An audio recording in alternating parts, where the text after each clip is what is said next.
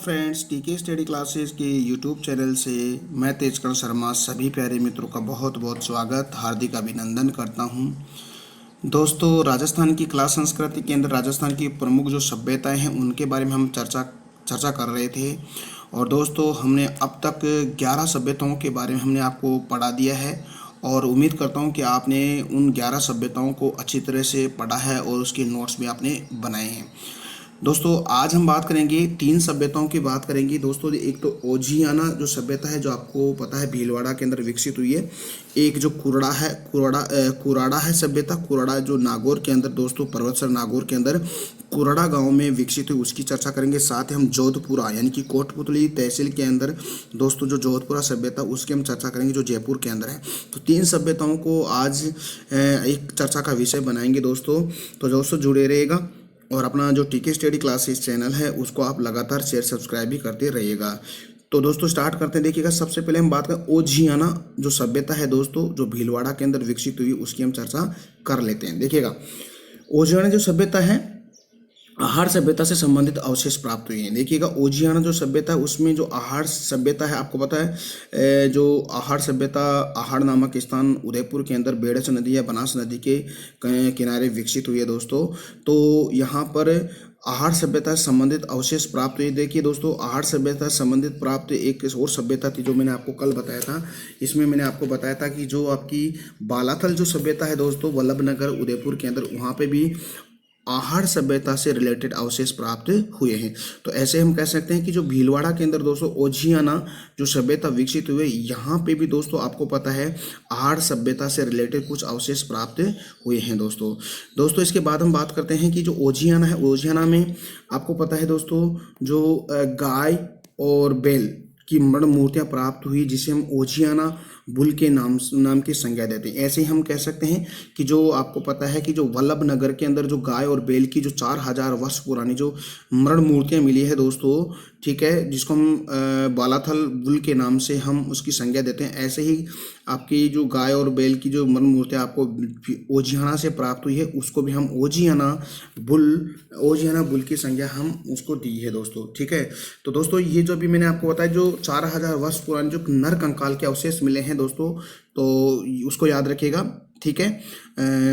गाय और बैल की मृण मूर्तियाँ 4000 वर्ष पुरानी नहीं मिलती है दोस्तों, वो नर कंकाल के अवशेष मिलते हैं, ठीक है, जो आपकी बालाथल सभ्यता वल्लभनगर में उदयपुर में विकसित हुई है वहाँ पे, ठीक है। इसके साथ ही देखते हैं जो मृण मूर्तियों पर सफ़ेद रंग की कलाकृति। दोस्तों सबसे इम्पोर्टेंट बात है कि ओजियाना है, ओजियाना के अंदर आपको पता है कि जो मृण मूर्तियाँ मिली है उसके अंदर सबसे ज़्यादा जो कौन से कलर का प्रयोग किया गया है दोस्तों, जो वाइट कलर है यानी कि सफ़ेद रंग की कलाकृति वहाँ पर उसके ऊपर उत्कीर्ण की गई है दोस्तों। तो कहाँ पर जो आपको जो मृण मूर्तियाँ मिली है गाय और बैल की, वहाँ पर दोस्तों, ठीक है।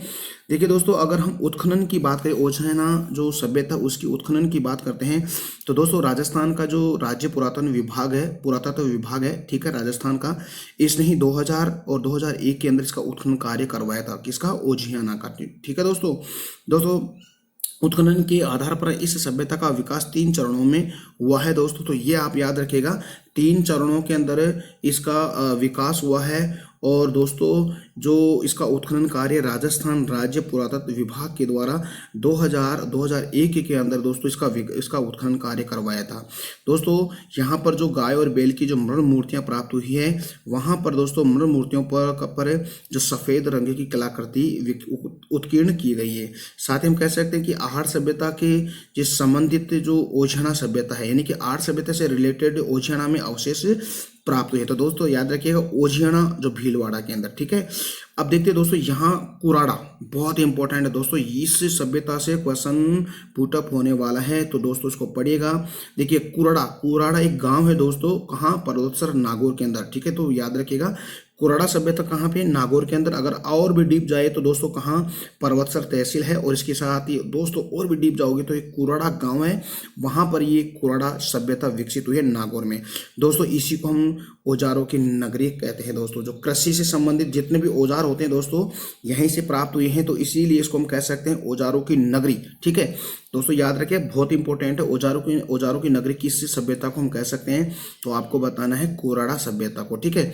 देखिए दोस्तों यहाँ से अगर देखें तो 1934 यानी कि मई 1934 ईस्वी में 103 ताम्र उपकरण प्राप्त ताम्र पात्रों और पत्रों की प्राप्ति हुई है। यहाँ पर 1934 में 103 जो ताम्र उपकरण यानी कि तांबे के जो उपकरण प्राप्त हुए हैं दोस्तों, ठीक है। तो बहुत ही इंपॉर्टेंट, इसीलिए इसको हम कह सकते हैं औजारों की नगरी हम कह सकते हैं दोस्तों। यहाँ की अगर बात करें तो हमारा जो भारत है स्वतंत्रता यानी कि 15 अगस्त 1947 को आज़ाद होता है, यानी कि स्वतंत्रता से पूर्व ताम्रकालीन उपकरणों की तथा ताम्र पात्रों की प्राप्ति यहीं से हुई है। यानी कि 15 अगस्त 1947 के पहले, ठीक है, यहीं पर दोस्तों आपको पता है कि जो ताम्रकालीन से उपकरणों की प्राप्ति हुई है, ठीक है।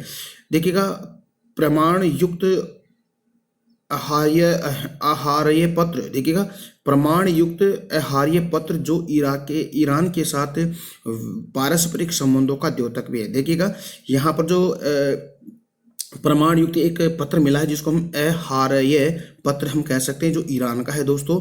तो यहाँ से प्राप्त हुआ, इसका मतलब ये हुआ कि जो ईरान का और राजस्थान यानी कि जो कोराड़ा यानी कि नागौर के अंदर जो सभ्यता विकसित है उसका संबंध कहीं ना कहीं रहा होगा, ठीक है। तो ये संबंध का द्योतक है दोस्तों जो आहार्य पत्र है जो ईरान का है। इससे पता चलता है कि दोनों ही सभ्यता है ना, जो ईरान की सभ्यता और जो कोराड़ा है वो सभ्यता दोनों ही क्या है, समकालीन थी दोस्तों, ठीक है। तो ये याद रखिएगा, बहुत इंपॉर्टेंट बात है।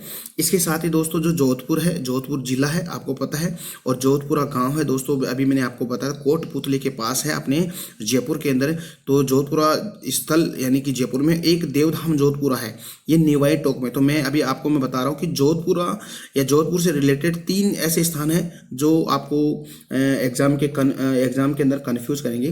तो देखिए, जोधपुर जिला है, एक जोधपुरा एक गांव है दोस्तों, जयपुर के अंदर कोटपुतली के पास दोस्तों जयपुर में है।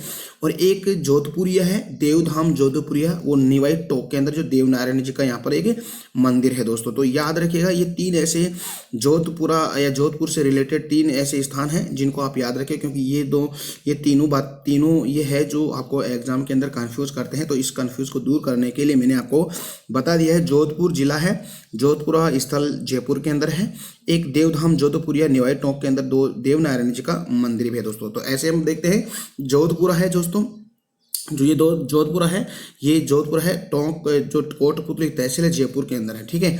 तो एक जोधपुरा सभ्यता भी हुई दोस्तों अपने जयपुर के अंदर, ठीक है। तो हम कह सकते हैं कि जो आपको पता है विराट नगर यानी कि बेराट सभ्यता के निकट ही ये सभ्यता विकसित हुई, जोधपुरा सभ्यता, ठीक है। दोस्तों ये जो सभ्यता है आपको पता है कौन सी नदी के किनारे विकसित हुई है, ये दोस्तों साबी नदी के किनारे पे विकसित है, बहुत इंपॉर्टेंट है। साबी नदी के किनारे विकसित होने वाली सभ्यता कौन सी, जोधपुरा सभ्यता, ठीक है। यहाँ पे सबसे इंपॉर्टेंट बात है, यहाँ पे अयस्क से लोहे बनाने की जो भट्टियां हैं यहाँ से प्राप्त हुई, तो हम कह सकते हैं ये लोह युगीन सभ्यता है दोस्तों, ठीक है। तो ये बहुत इंपॉर्टेंट है, बताना है आपको लोह युगीन सभ्यता कौन सी आपकी जोधपुरा है, अपने जो जयपुर के अंदर कोटपुतली तहसील के अंदर पड़ती है दोस्तों। तो ये बेराट नगर के निकट है। तो लोहे युगीन ये सभ्यता भी इसको हम कह सकते हैं दोस्तों। यहाँ पर लोहे गलाने की जो भट्टियां भी प्राप्त हुई है। इसके साथ ही हम कह सकते हैं कि जो मौर्यकालीन सभ्यता के अवशेष इसी जोधपुरा से मिले। अभी मैंने आपको बताया था कि जो आपके जो मौर्यकालीन सभ्यता के राजस्थान के अंदर 4 ऐसी सभ्यता जहाँ पर मौर्यकालीन सभ्यता के अवशेष प्राप्त हैं, जिसे एक विराट नगर है जयपुर के अंदर, सोनारी झुंझुनू नोहा भरतपुर, और एक आपका पता है जोधपुरा जयपुर है दोस्तों। तो यहाँ पर आपको मौर्यकालीन सभ्यता के अवशेष प्राप्त हुए हैं दोस्तों। यहाँ पर क्या प्राप्त हुए हैं, यानी कि काले पोलिश युक्त मृद भांड मिले हैं, यानी कि ऐसे मृद भांड यानी कि मिट्टी के बर्तन जिसके ऊपर काले रंग का पॉलिश किया गया। अभी मैंने आपको बताया था कि दोस्तों सफ़ेद रंग की कलाकृति कौन सी सभ्यता के मूर्तियों पर यानी कि मृद मूर्तियां हैं वहाँ पर बने हैं। तो आपको बताना है कि जो ओछियाना भीलवाड़ा के अंदर वहाँ पर व्हाइट कलर की कलाकृति मृद मूर्तियों पर बनी हुई है, यानी कि मिट्टी की जो मूर्तियां हैं उस पर व्हाइट कलर का लेप हुआ है और उस पर कलाकृति भी हो। तो ऐसे हम कह सकते हैं काले रंग की पॉलिश किस मृद भांड पर बनी हुई है, यानी कि आपकी जोधपुरा है जो जहाँ पर जो मौर्यकालीन सभ्यता के अवशेष मिले वहाँ पर काले पॉलिश की मृद भांड पर कलाकृति उत्कीर्ण की गई है दोस्तों, ठीक है। देखिए दोस्तों यहाँ पर देखिएगा कपिस वर्णी मृद पात्रों का 1 मीटर जमाव पाया गया। यहाँ के जो कपिस वर्णी मृद भांड मृद पात्र है यानी मिट्टी के जो पात्र हैं वहाँ पर 1 मीटर जमाव उसका यहाँ पे मिला है दोस्तों। तो ये दोस्तों हमने 3 सभ्यता के बारे में आज चर्चा का विषय उनको बनाया। एक तो ओजियाना भीलवाड़ा, एक कोराड़ा नागौर, एक जोधपुरा अपने कोटपुतली तहसील जयपुर के अंदर जो सभ्यता विकसित उनके बारे में। तो दोस्तों आज का वीडियो कैसा लगा दोस्तों? मैं उम्मीद करता हूं कि आज का वीडियो भी आपको अच्छा लगा है और उम्मीद करता हूं कि आप इसके नोट्स भी अच्छी तरह से बनाएंगे, ठीक है। और दोस्तों एक बात और कहना चाहता हूं कि अगर आपको कोई डाउट हो तो आप कमेंट सेक्शन में कमेंट करके मेरे को बताइएगा, ताकि आपकी जो समस्या है उसका मैं समाधान कर सकूं और जो मेरे में जो कमियां है उसको मैं सुधार कर सकूं, ठीक है। तो दोस्तों हम कल मिलते हैं एक नई सभ्यता के साथ, हम आपसे चर्चा करेंगे। तब तक के लिए मेरे को इजाज़त दीजिएगा। Bye bye, take care.